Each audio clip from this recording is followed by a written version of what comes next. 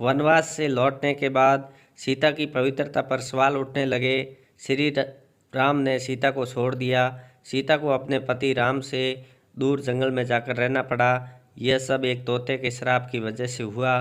पढ़े रामायण की कथा।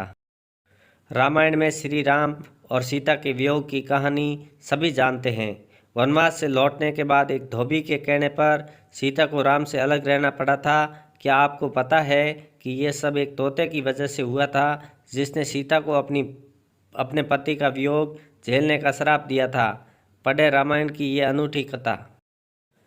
सीता जब छोटी थी तब अपनी सखियों के साथ बाग में खेल रही थी। तभी उनकी नज़र तोते की एक जोड़ी पर पड़ी। दोनों आपस में कुछ बातें कर रहे थे। सीता जाकर उनकी बातें चुपके से सुनने लगी। तोते की जोड़ी कह रही थी कि भविष्य में राम नाम का एक प्रतापी राजा होगा, जिसका विवाह सुंदर राजकुमारी सीता से होगा।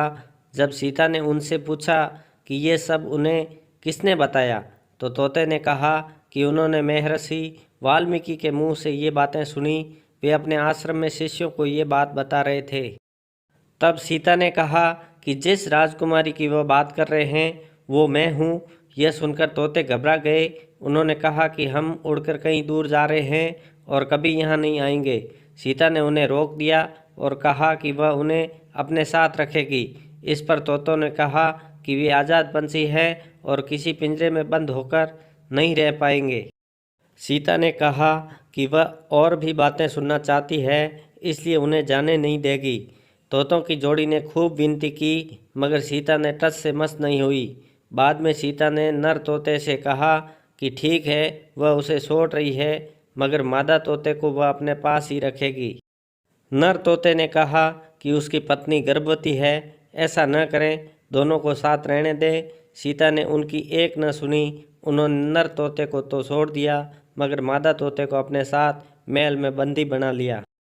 नर तोता अपने साथी का वियोग सह नहीं सका।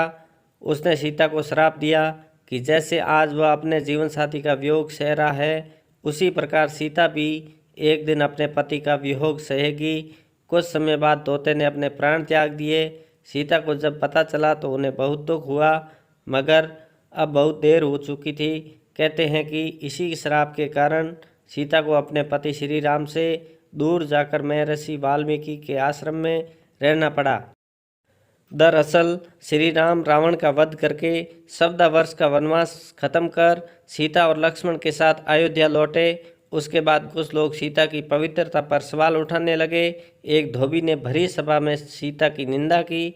इसके बाद श्री राम ने प्रजा को ध्यान में रखते हुए अपनी पत्नी सीता को महल से बाहर निकालकर जंगल में रहने का आदेश दिया।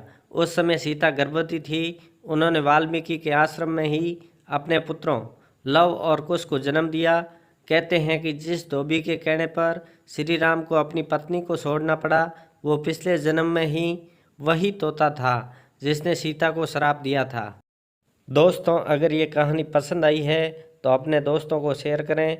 अगर आप मेरे चैनल पर नए हैं तो नॉवल स्टोरीज़ को सब्सक्राइब करें और नोटिफिकेशन बेल भी दबाएं। अपना और अपने परिवार का ख्याल रखें। मिलते हैं नई कहानी के साथ। तब तक के लिए धन्यवाद।